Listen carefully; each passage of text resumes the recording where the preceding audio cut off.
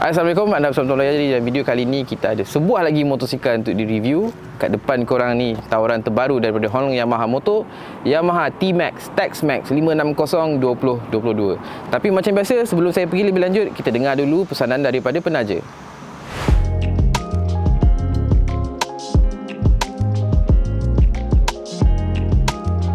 Jadi di setiap stesen minyak ada loyalty program tersendiri, tapi saya suka yang program yang ditawarkan oleh BH Petrol. Kenapa? Sebabnya mereka menggunakan aplikasi BH Petrol e-card. Jadi tak perlu nak bawa kad fizikal untuk kutip point. Sebabnya kadang-kadang korang akan terlupa, tertinggal kad, dan apa yang berlaku bila time bayar, cashier minta kad tak ada, cashier yang akan guna kad dia orang sendiri untuk kutip point yang sepatutnya jadi milik kita. Jadi dengan aplikasi BH Petrol e-card, korang hanya perlu ada telefon pintar. Selepas buat pembayaran, ambil resit, scan, dan daripada situ korang akan kutip poin yang korang perlu bagi setiap isi minyak. Mudah kan? Jadi tak payah pening-pening, guna saja aplikasi BH Petrol e-card untuk menikmati segala program loyalty yang ditawarkan BH Petrol.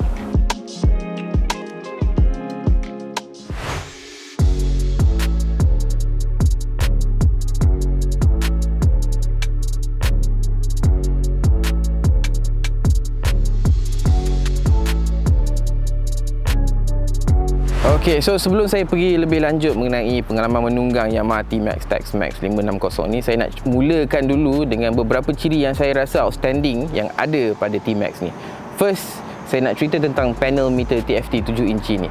Pada saya, sebelum ini, panel meter yang paling cantik direka adalah yang terdapat pada jentera BMW, GS dan sebagainya. Tapi, sebaik Yamaha memperkenalkan Yamaha T-Max Taxmax ni, panel meter TFT 7 inci ni pada saya adalah pemenang yang jelas.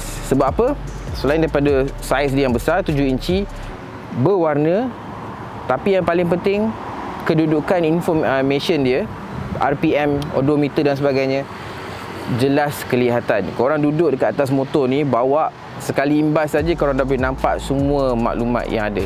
Dan of course, nak akses panel meter ni, saya rasa ini adalah satu ciri yang sangat menarik diperkenalkan oleh Yamaha dengan adanya butang joystick ni, yang korang boleh control macam butang joystick yang ada pada PS4, PS5. Kalau korang nak tahu, ini adalah pertama kali Yamaha memperkenalkan butang joystick seumpamanya. Jadi saya rasa T-Max adalah model pertama yang ada ciri ni, dan saya rasa kalau tak silap saya, ciri ni juga akan diperkenalkan pada beberapa model Yamaha lain seperti Tracer dan sebagainya pada masa akan datang. Okey, fungsi joystick ni adalah untuk akses panel meter ni, dan panel meter ni korang akan akses sebabnya ada beberapa ciri yang ada pada T-Max ni yang perlu diakses menggunakan butang joystick ni. Pertamanya adalah kawalan windshield depan. Windshield ni adalah fully adjustable secara elektrik dan korang hanya perlu adjust dengan menggerakkan butang ni atas, okey, dan bawah.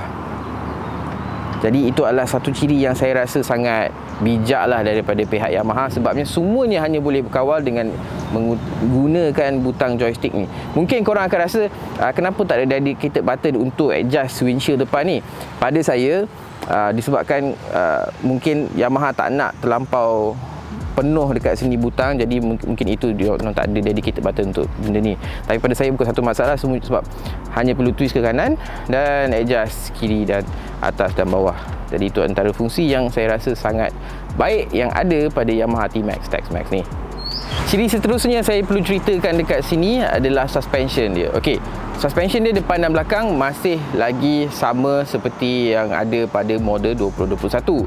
Tapi apa yang Yamaha buat, dia dah revise balik suspension tu, terutama fork depan, agar damping height dia lebih tinggi. Jadi apa yang berlaku bila korang langgar lubang atau langgar permukaan yang tak rata, dia menyerap hentakan tu dengan lebih baik. Jadi korang punya ride tu jauh lebih selesa lah.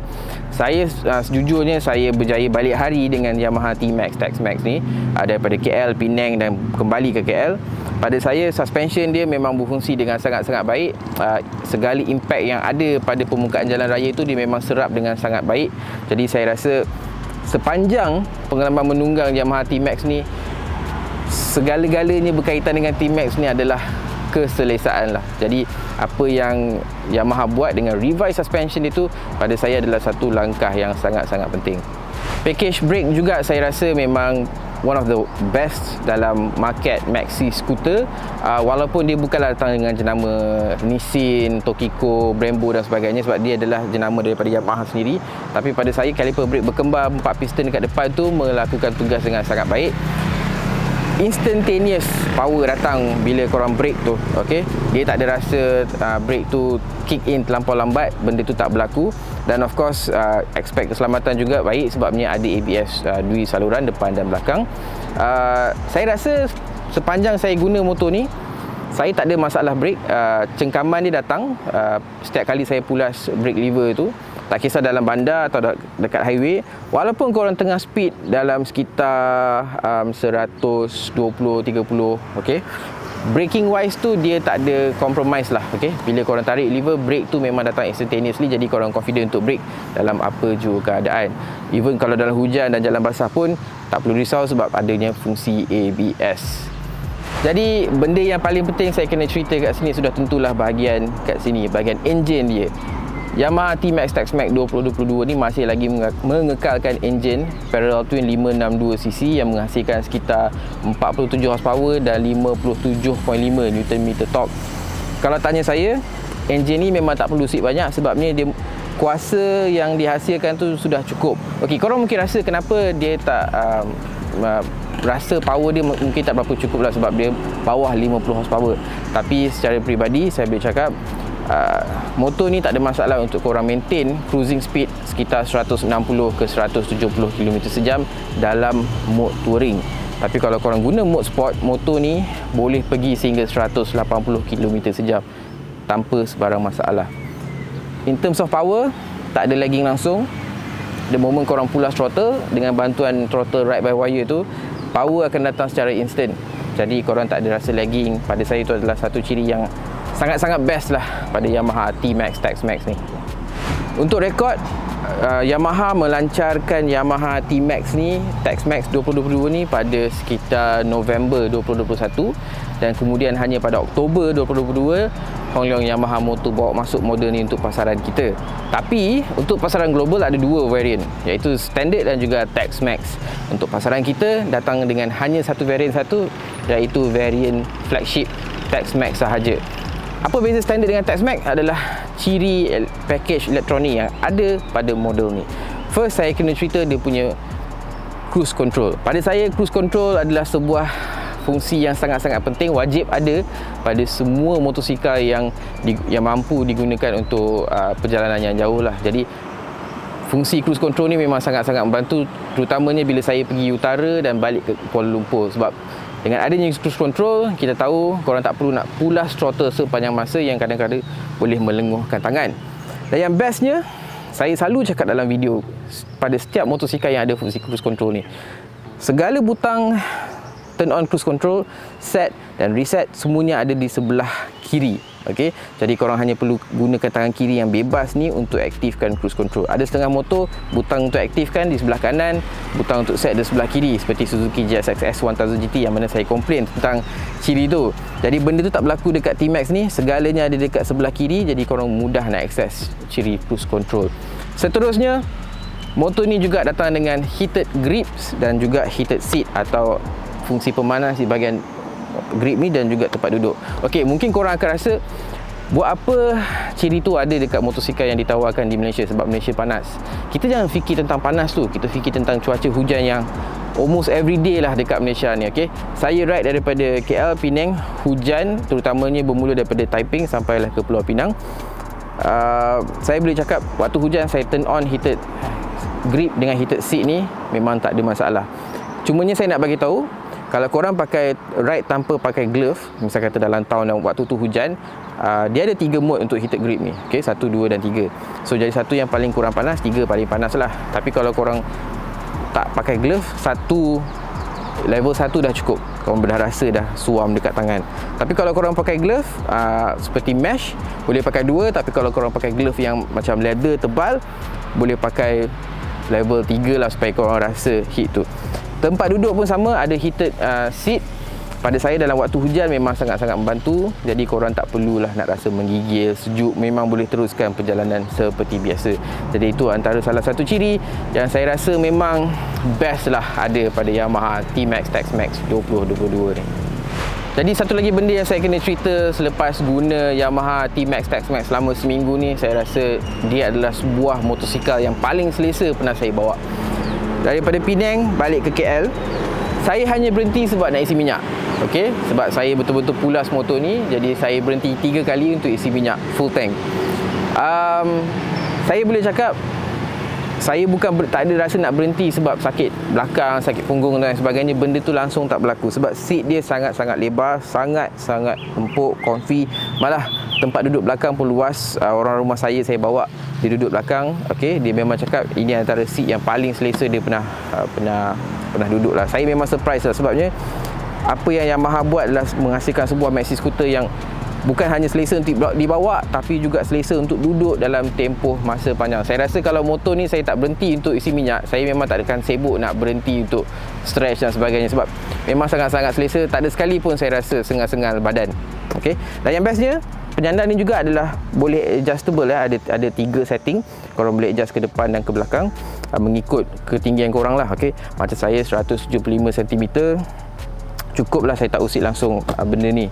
Okey, tapi macam saya cakap, disebabkan seat dia agak lebar, jadi bila korang duduk, kaki tu agak menjengkit lah, melainkan korang jengkit turunkan kaki sebelah saja memang boleh flat foot.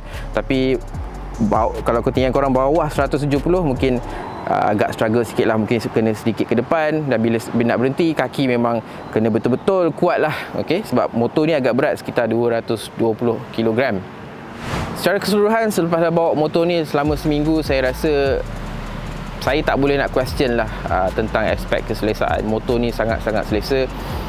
Even kedudukan handlebar dia ni pun berada dalam kedudukan yang sangat baik. Okay? Handlebar yang menggunakan pakai forged aluminium ni, yang mana vibration dia serap dengan sangat baik. Korang tak rasa sangat vibration tu, tapi ada bila korang cecah certain speed tu, of course vibration tu akan rasa lah. Tapi itu boleh, macam saya cakap selalu dalam kebanyakan video, benda tu boleh diatasi dengan penggunaan glove yang baik. Okay, dia akan serap vibration tu, jadi benda tu tak ada masalah. Tangan saya tak ada rasa kebas langsung sepanjang daripada KL Penang dan kembali ke KL. Seterusnya, saya rasa apa yang Yamaha tawarkan memang pada Yamaha T-Max Taxmax ni memang cukup lengkap lah. Kalau korang carikan sesuatu motosikal, terutamanya maxi scooter yang serba boleh, saya memang highly recommend Yamaha T-Max Taxmax ni. Ya, saya tahu, kalau saya perasan ramai yang suka bandingkan Taxmax ni atau T-Max ni dengan Honda XADV 750. Tapi kalau pendapat saya secara peribadi, kedua-dua model ni sebenarnya berada dalam kumpulan yang berbeza, jadi tak seharusnya dibandingkan. Sebab first, XADV 750cc, ini hanyalah 560cc. Tapi performance wise, T-Max ni memang menawarkan kuasa yang sangat-sangat baik. Dan kedua-dua T-Max dan juga XADV tu menawarkan ciri praktikal yang berbeza. Pada saya, T-Max ni lebih selesa sebabnya dia sesuai untuk kegunaan harian, sesuai untuk ride jalan jauh dan selesa. Okey, yang penting itulah selesa. Dan seterusnya, of course, kita kena bercakap soal harga dia. Menurut Honda Yamaha Motor, ketika hari pelancaran, harga dia adalah sekitar RM74,988. Ya, mungkin korang rasa harga itu agak tinggi bagi sebuah maxi scooter, tapi pada saya harga itu sebenarnya agak justified dengan apa yang ditawarkan pada T-Max ni. Cruise control, heated grip, heated seat, adjustable windshield. Jadi basically korang bayar tu, korang dapat apa yang sepatutnya korang terima dengan harga RM74,000 tu. Okey, saya sendiri memang rasa tertarik lah dengan ciri yang ada pada Yamaha T-Max Taxmax ni. Siap ada handle brake lagi. Okey, jadi tu je lah yang saya boleh kongsikan mengenai Yamaha T-Max Taxmax 2022 ni. Macam biasa, untuk maklumat lebih terperinci, layari www.motor.net. Kat situ ada lebih banyak info. Misal kata saya tertinggal, tapi saya rasa kali ni info saya serba lengkap lah. Jadi jangan lupa juga like, share dan subscribe video ni, sebab kita akan bawakan lebih banyak konten untuk korang di luar sana. Jadi itu saja. Assalamualaikum.